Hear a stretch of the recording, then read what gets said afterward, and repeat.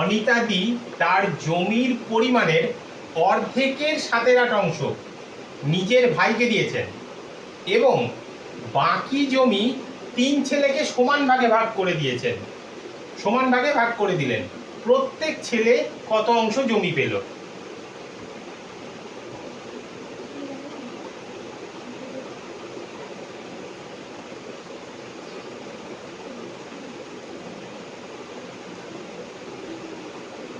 কি লিখবো? আমরা জানি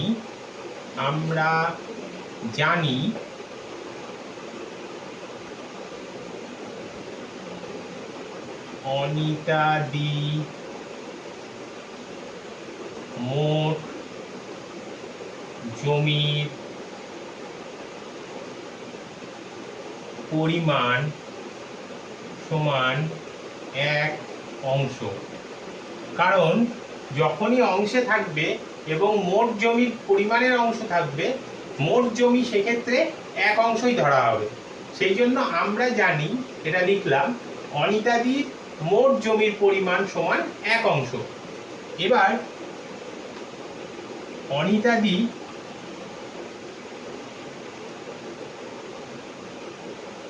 তার ভাইকে দিয়েছেন, ভাইকে দিলেন কত অংশ?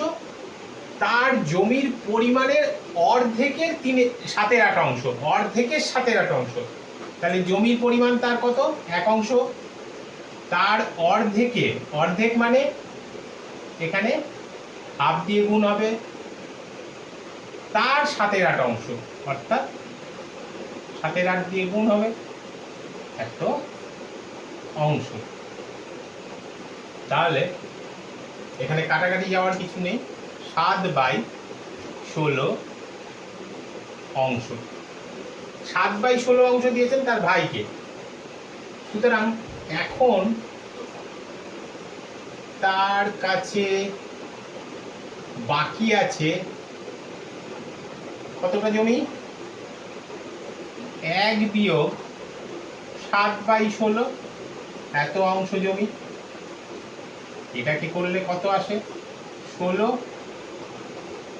বিয়োগ 7 মানে 9/16 অংশ। এই 9/16 অংশ যেটা আছে সেটা, অর্থাৎ বাকি জমি, তার 3 ছেলেকে সমান ভাগে ভাগ করে দিয়েছেন। সুতরাং 3 ছেলের মোট জমির পরিমাণ হচ্ছে 9/16 অংশ। সুতরাং প্রত্যেক ছেলে পাবে এই 9/16 অংশকে কজন ভাই আছে? 3 জন, 3 ছেলে।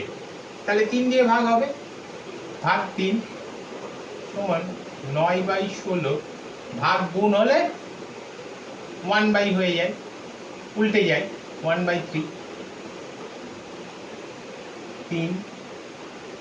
তাহলে 3/16 অংশ।